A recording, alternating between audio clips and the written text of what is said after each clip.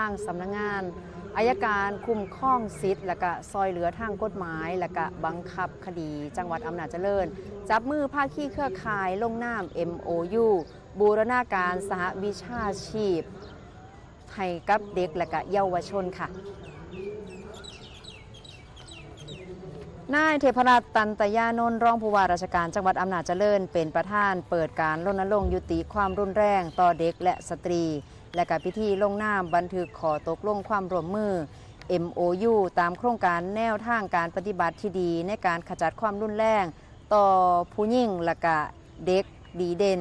ประจำปีพุทธศักราช 2569 อัยการประสานสหวิชาชีพในการยุติความรุนแรงต่อผู้หญิงและก็เด็กซึ่งก็มีนายไพฑูรย์ปิณฐา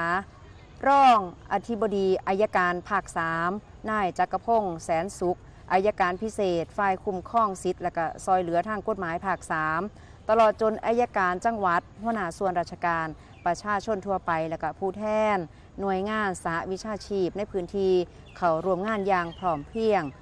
การมีการจัดทำเรื่องของขอตกลงความร่วมมือหรือว่า MOU ในเทื่อนี้กับเพื่อที่จะสร้างแนวทางปฏิบัติที่ดีหรือว่า Best Practice นะคะในการที่จะขจัดความรุนแรงต่อผู้หญิงและก็เด็กให้แก่พนักงานอัยการสหวิชาชีพและก็หน่วยงานที่เกี่ยวข้องเพื่อสร้างความตระหนักรู้ร่วมกันในปัญหาความรุนแรงต่อเด็กและก็สตรีในสังคมเพื่อสนับสนุนและก็ขับเคลื่อนความร่วมมือในการประสานงานระหว่างหน่วยงานให้เป็นรูปธรรมในงานก็มีการเสวนา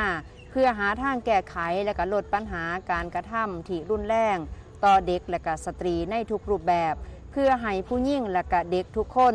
ได้รับการคุ้มครองซอยเหลือและก็เยียวยาให้สามารถดำรงชีวิตอยู่ในสังคมได้อย่างมั่นคงและก็ปราศจากความรุนแรงในทุกรูปแบบซึ่งการลงนาม MOU ในมื้อนี้ก็ถือเป็นการประกาศเจตนารมณ์ร่วมกันของจังหวัดอำนาจเจริญและกระทั่งองค์กรอัยการในการยกระดับการเฮ็ดงานร่วมกันกับทีมสหวิชาชีพเพื่อสร้างสังคมที่ปลอดภัยคุ้มครองสิทธิมนุษยชนและก็ยุติปัญหาความรุนแรงต่อเด็กและก็สตรีให้เกิดความยั่งยืนในอนาคตค่ะ